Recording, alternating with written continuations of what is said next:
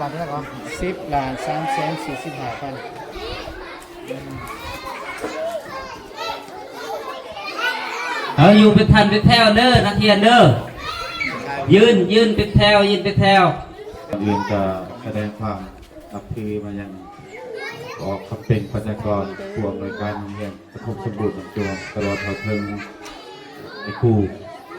แทงมายังน้องน้อยนักเรียนทุกทางที่ว่าวันนี้ก็เป็นโอกาสดีอย่างดีก็ได้ทำได้ออกวรดาวิไลศักดิ์นี้เพิ่นก็ได้มีการระดมคนพายเนาะเป็นอุปกรณ์การเรียนบ่เป็นเครื่องเชียงก็ทำเครื่องนุ่งห่มต่างๆเนาะเพิ่นก็ได้สัดส่วนอัตมาภาพพร้อมด้วยพระอาจารย์มุนได้มามอบวันนี้ของรายการนั้นก็มีอุปกรณ์การเรียนบิ๊กปืนก็ย่ำๆข้าวนมตู้ลำโพง1 หน่วยเครื่องนุ่งนักเรียนผู้หญิงก็เสื้อนุ่งในกูเนาะหน้าพื้นส่วนในนั้นก็เครื่องที่มอบทั้งหมดก็มีอยู่6 รายการรวมเป็นมูลค่าทั้งหมด10,345,000 กีบตัวนี้ก็ถือว่าเป็นมูลค่าในการที่ผู้ใจบุญบ่ว่าสิอยู่ภายในหรือต่างประเทศเพิ่นก็ได้ร่วมบริจาคมาเนาะก็ได้มาซื้อเป็นวัตถุอุปกรณ์เครื่องรับใช้ของเฮียนได้แล้วก็ทำเป็นขนมก็จะแจกจ่ายให้แก่น้อยนักเรียนผู้ที่ไว้ศึกษาทำเรียนเพื่อเป็นน้ำจิตน้ำใจเล็กๆน้อยๆเนาะจากแม่ออรดาเนาะที่เพิ่นได้มี FC เนาะหลายบอลหลายที่ทางฝั่งไทยก็ดีทางลาวก็ดีก็ได้เสริมอัตมาภาพมามอบนำให้เพื่อเป็นขบวนทางฝ่ายส่งแล้วก็ฝ่ายพลหัสนี้เนาะฉะนั้นก็จะขอมอบให้ทางโรงเรียนของเราและในรับใช้เนาะในเวียกงานเรียนจำเป็นเนาะเอาสังสรรค์กับน้องหน่อยพวกเขาเด้อติดตามฟังได้เด้อสังสรรค์กับทางข้าพเจ้าในนำผู้อำนวยการโรงเรียนโคตังหน้าทางผู้อาจารย์ก็คือน้องหน่อยนักเรียนของพวกเราได้ก็แสดงความขอบอกขอบใจนำบรรดาสาธุพวกเราก็คือทางอรดีดีเนาะที่ได้อรดาเนาะก็อภัยได้มีเครื่องของที่จำเป็นเล็กๆน้อยๆมามอบให้ทางโรงเรียนพวกเราลักๆก็เป็นอุปกรณ์การเรียนการสอนหรือว่าตู้ลำโพงฉะนั้นทางโรงเรียนพวกเราบ่มีหยังก็พอแสดงความขอบอกขอบใจนำทางระดาและก็ทางอาจารย์สุริเนาะผู้ใหญ่ใจบุญและก็ผู้ใหญ่ใจดีพวกเราที่ได้สละโอกาสมามอบให้ทางโรงเรียนพวกเราในมื้อนี้ฉะนั้นพวกเราก็ขอแสดงความขอบอกขอบใจนำทางหลายๆภาคส่วนที่ได้มาหอดมาถึงในมื้อนี้ฉะนั้นก็ขอขอบอกขอบใจเอาตบมือเลยเด้อนักเรียนขอขอบคุณใจ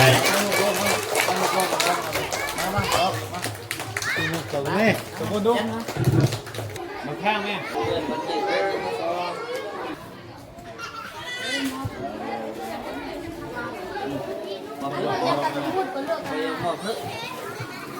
เราจะไปเที่ยวนะไปเที่ยวหมอกนี่นั่งเลยกันนี่อะไรจะไปโอ้โหอ้าวใกล้ๆเช็คครับคือแบบนี้เราจัดเที่ยวที่นี่มีละมอดบอกว่าเรื่องเดินเรื่องนะมาแล้วเองมองเดี๋ยวไปเที่ยวมาเรื่องเราหมอกนี่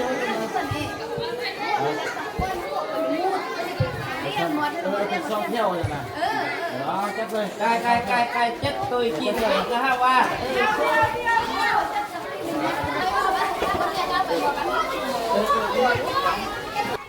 รัฐพรเพิ่นแจกรหัสที่ออกไป เป็นหัวที่เติมนั่นแหละเป็นหัวเนาะเติม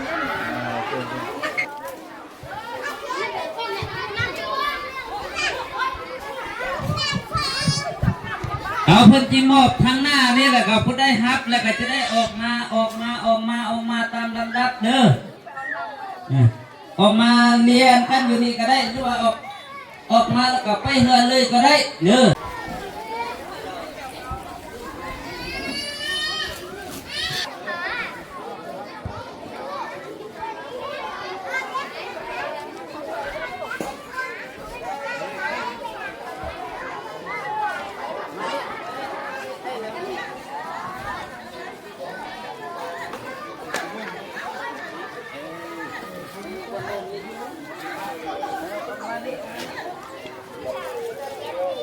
ตามแถวเด้อเอาตามแถวเด้ออย่าเอาทักทุนกัน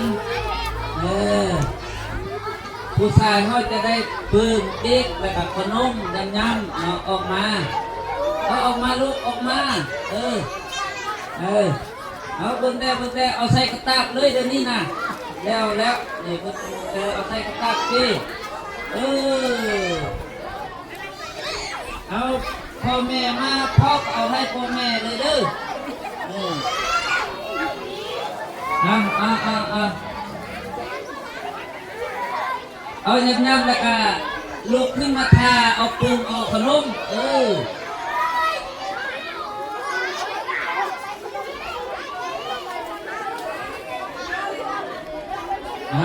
อาแล้วก็ไปบ้านเลยก็ได้ไปบ้านทาหูกันเด้อจับทายินจังไง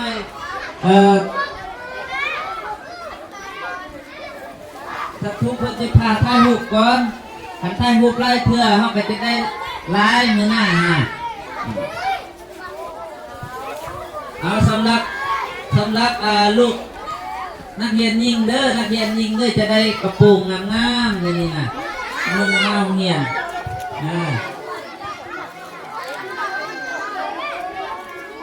ป.4 ป.5 เย็นๆมูบักเลยอะไรให้อนุบาลก่อนเอาออกไปลูกออกไปได้แล้วออกไป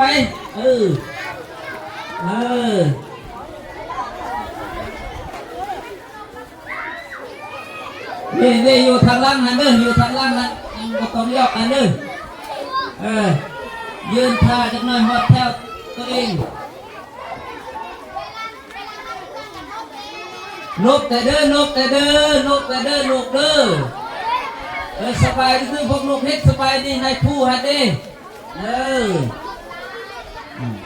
นกขับได้แดงได้ขนมได้ยำได้ปืนได้พริกและออกมาผู้ชายสำหรับผู้หญิงของเขาอนุบาลผู้หญิงของเขาจะได้เครื่องเด้อจะได้กระปุกงามๆสุดหนึ่งโดยผู้ชายเขาได้ขนมได้ยำได้ปืนได้พริกแล้วก็ออกมานกแต่เด้อนกแต่เด้อนกแต่เด้ออย่างเดียวคุณสมบัตินักเรียนเขาให้ครูกับเรียนให้แล้วลืมก็ต้องฟ้าว่าสิบ่ได้เด้อลูกเด้อเอาออกมาได้แล้วออกมาเพื่อนเอาให้แต่เทียเดียวเนื้อเกลียวผมยังจะเล่นกัดมาตึงไป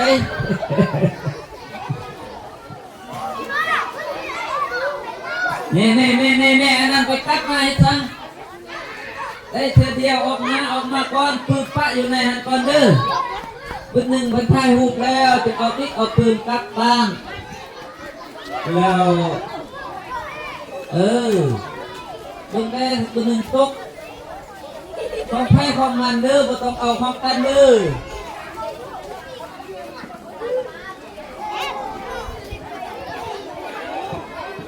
ลูกแดง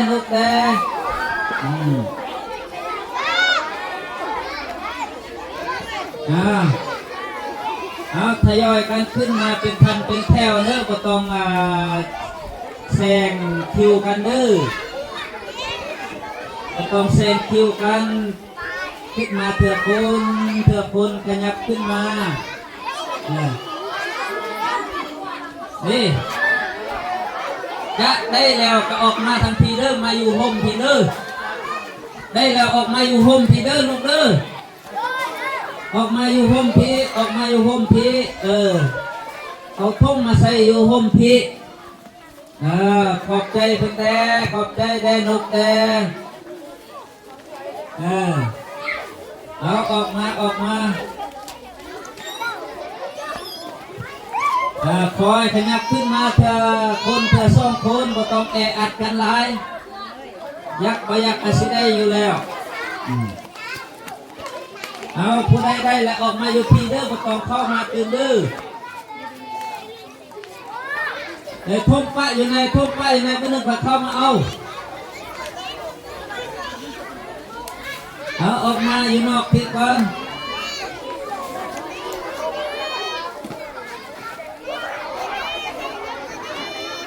เอ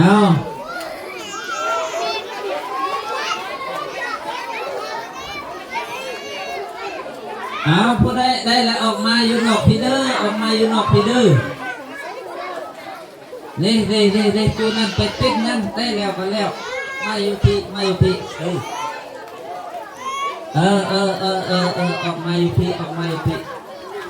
ออกมาอยู่ทาง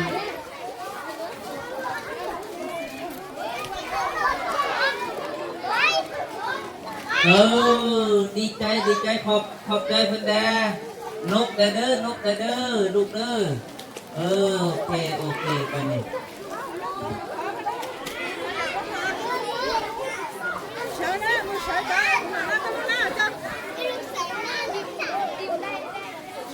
เอาขยับกันขึ้นมาเถอะน้อยป .4 ป .5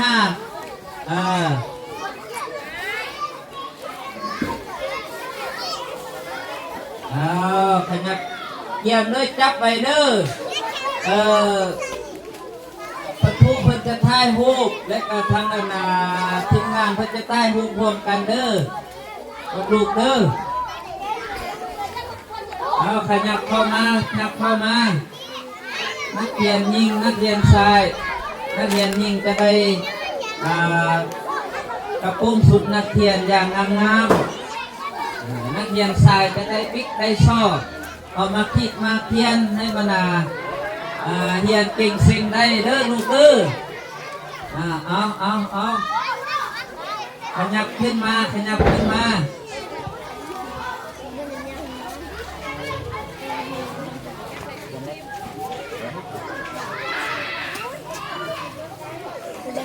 เอาหยับกันขึ้นมาเด้อนกแต่เด้อ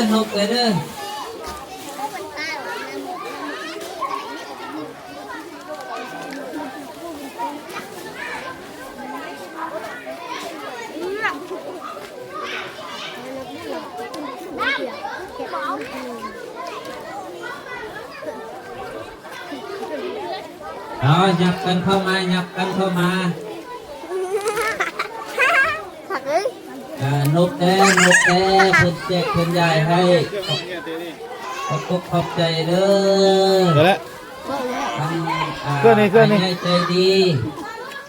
เพิ่นได้ใจดีมีข้องมีเครื่องมามอบให้นี้ฟังให้ลูกให้หลานเรียนเก่งสิ่งได้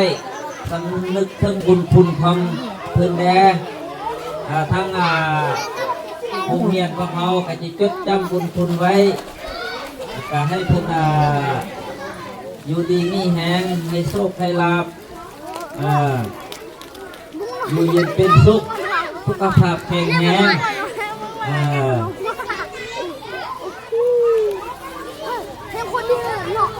ให้มีมือนี้และกับมือหน้าต่อไปพวกลูกพวกหลานก็ตั้งใจทำเรียนเก่งสิ่งได้นับไปประเทศชาติ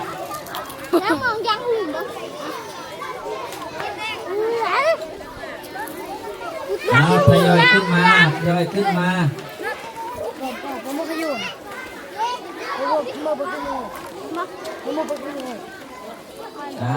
ใจดิ๊กใจซ้อเลยก็ออกมาตั้งแต่ค่ายหุบนำทีมงานเพื่อนกา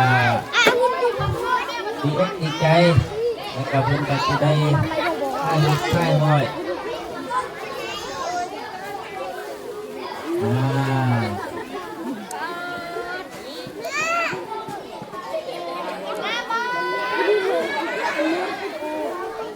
แล้วบ่ บ่ อ้าวก็ถือว่าได้ที่ของพันคือคนละได้ครบแล้วเนาะได้เครื่องงามๆอันน่ะนักเรียนยิงของพวกเราเด้อ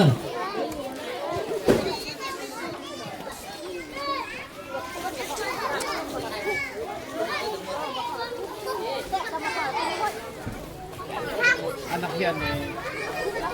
นั่นคือนั่นคือได้บ้างเดี๋ยวมาเฮ้ยเนี่ยคืออันต่อไปจะมาเที่ยวตุ้มการเริ่มแน่เล่นักเรียนอดทนแป๊บหนึ่งมายืนทั้งพี่เพราะว่าเพิ่นจะถ่ายรูปให้มันได้ป้ายโรงเรียนได้อันนี้มาพี่น้อยหนึงมาป .4 ป .5 มาเรียนกันอยู่นี่มานำเพิ่มมาเรียนกันสุดนี่คือเขาครับเครื่องเมื่อกี้ให้เพิ่นจะถ่ายรูปกันคนไปอยู่คนไหน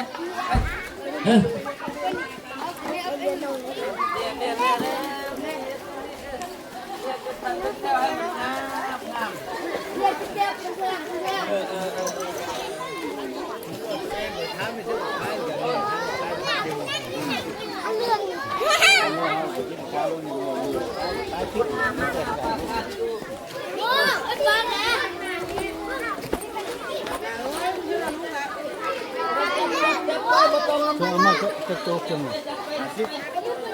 Kalau dia satu, satu.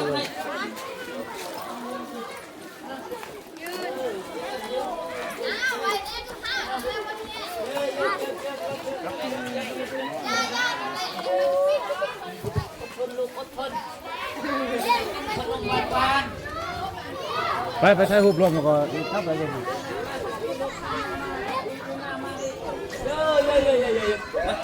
จัดการ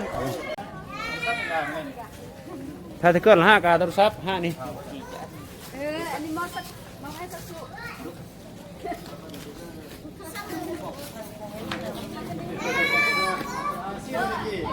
อันนี้ไม่อันนี้แหละน้องไม่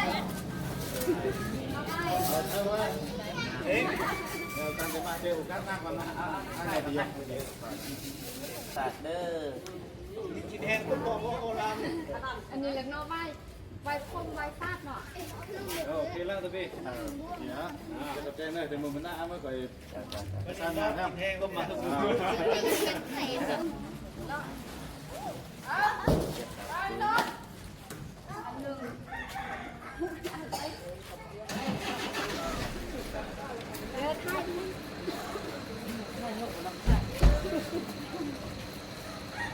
ขอบใจหนังเลย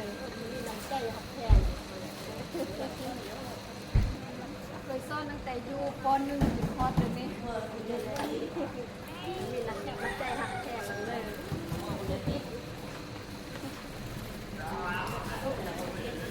อดข้าวอดเหล้า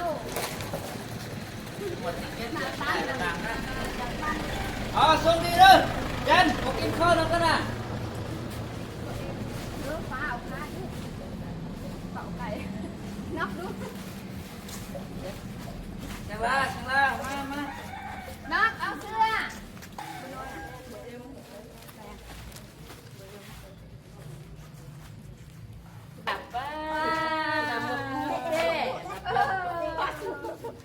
ทุเด้เดี๋ยวก็ตู้ดีเอาเราจะหมึกยังแบบนี้ประมาณอีกี่ก้าวแหละป่ะมาอีกี่ก้าวมาก็มาเดินและป่าหมอกไปก็คงยากก็กระหม่อมผู้ใหญ่ใจบุญ4 อันภารกิจมอบเครื่องในมื้อนี้ประมาณนี้ทุกคนเนาะขอให้ทุกคนที่ชมคลิปนี้จงได้บุญนำกันเนาะแล้วก็ก่อนอื่นขอขอบคุณเนาะ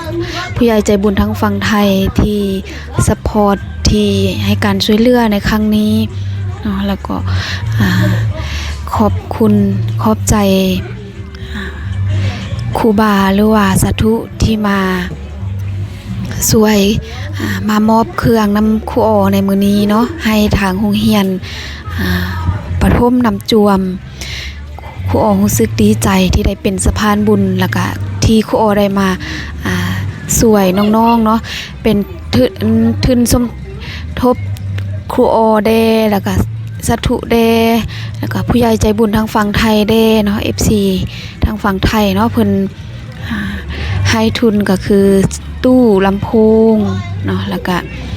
ยำเนาะครูก็เอามามอบให้ในมื้อนี้ขอให้ผู้ใหญ่ใจบุญแล้วก็ทุกภาคส่วนเนาะที่มีส่วนร่วมในครั้งนี้จงได้รับผลบุญเนาะนำกันหวังว่าผู้รับก็จะดีใจเนาะผู้ให้ก็มีความสุขเนาะครูออบ่ได้ถ่ายรูปตอนที่ครูออมอบเสื้อซองพื้นให้ท่านผอ.เนาะมาเบิ่งคลิปแล้วโอ้บ่ได้มอบบ่ได้ถ่ายรูปนำท่านผอ.ตอนมอบเสื้อคือจะเป็นเสื้อกันหนาวเนาะกับเสื้อครูส่วนครูผู้หญิงก็จะเป็นสิ้นนะหรือว่าภาษาไทยเอิ้นว่าผ้าถุงทุกคนกดติดตามเป็นกำลังใจให้ครูออได้เด้อสบายดี